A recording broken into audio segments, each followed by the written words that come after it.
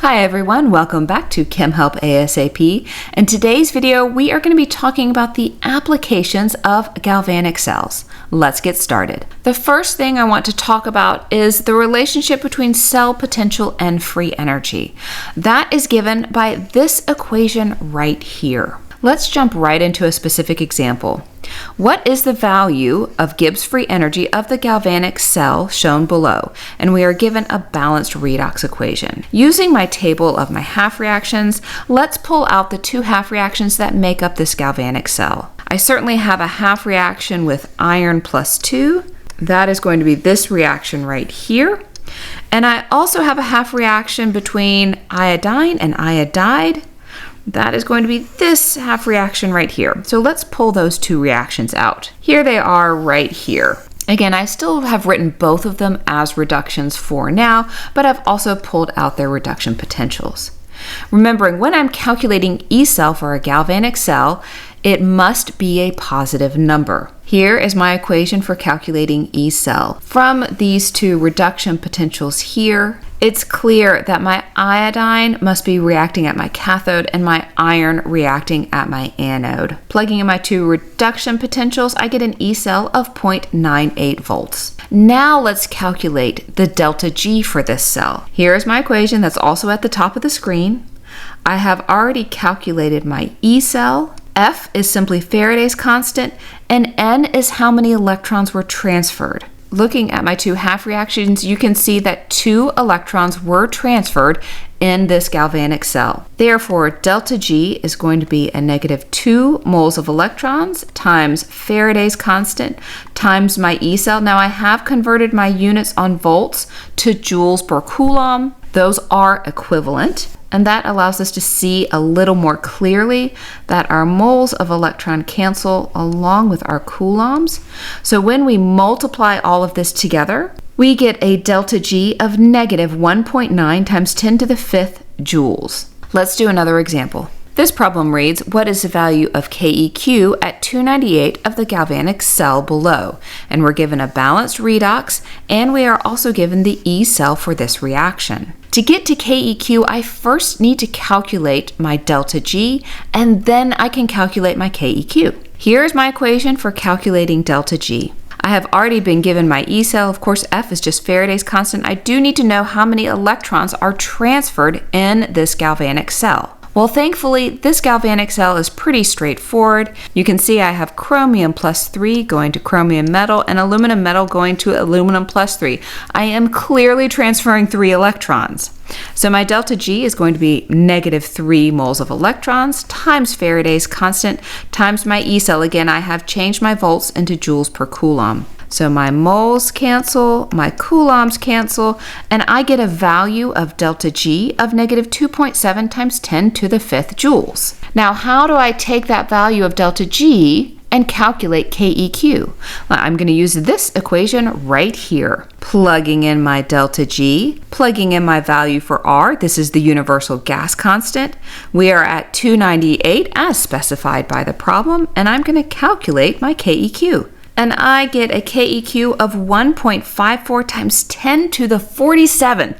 It's quite a large KEQ. This is a reaction that is absolutely going to go to completion. Let's talk about the relationship between Gibbs free energy, E cell, and KEQ, because we can make some predictions just based on the sign and the magnitude of these numbers. So here's a table that summarizes this relationship. When delta G equals 0, my E cell will also equal 0, and that'll make my KEQ 1. Now, when my delta G is negative, when I have a thermodynamically favorable process, my E cell will be positive. This is a galvanic cell. But that also means my KEQ will be greater than 1.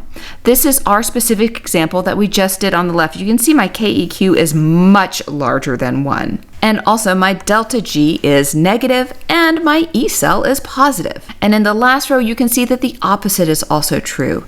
If I have a positive value for delta G, if I have a process that is not thermodynamically favorable, then my E cell will be negative. This would be an electrolytic cell.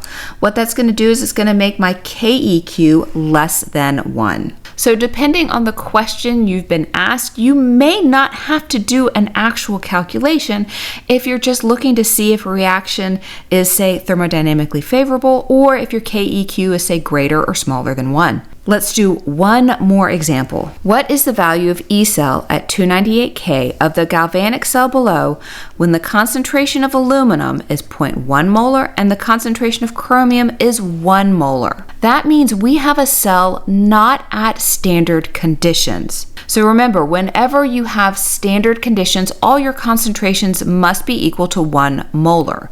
Well, even though my chromium is equal to 1 molar, my aluminum is no longer equal to 1 molar. Again, so I do not have standard conditions. I still have my same redox reaction and I still have my same E cell. But remember, this E cell is at standard conditions, so I need an E cell at non-standard conditions. Here's my equation for calculating E cell at non-standard conditions, or with concentrations that are not necessarily equal to 1 molar. It is important to note that this E cell is our E cell calculated at standard conditions. That is this E cell here.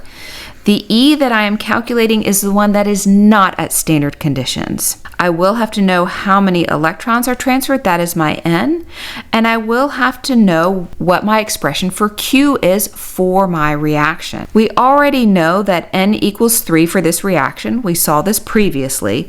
Let's write down what Q is for this reaction. So Q is given right here. Remember, when you're writing Q, just like when you're writing KEQ, your pure solids do not appear in the expression. So it is simply my concentration of aluminum over my concentration of chromium. So my equation changes to this right here, where I have put in my expression for Q. Now let's put in all of our numbers. We already know that E cell at standard conditions is 0.93. My R is from my universal gas constant. I was told this was at 298 Kelvin by the problem. Again, I had already determined that 3 moles of electrons were transferred, and here is Faraday's constant. And you can see for Q, I have put in my concentrations as specified by the problem.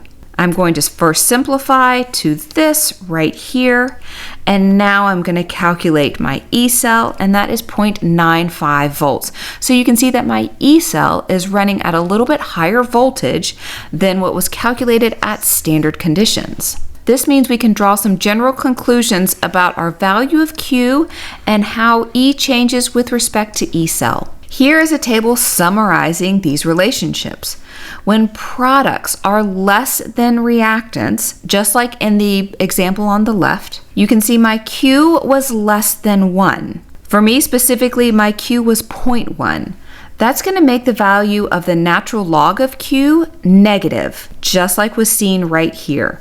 When this value is negative, it's going to increase my E cell as compared to my E cell at standard conditions, just like we saw here. The same is true for the opposite. If my amount of products is greater than reactants, that's going to make my value of Q greater than 1.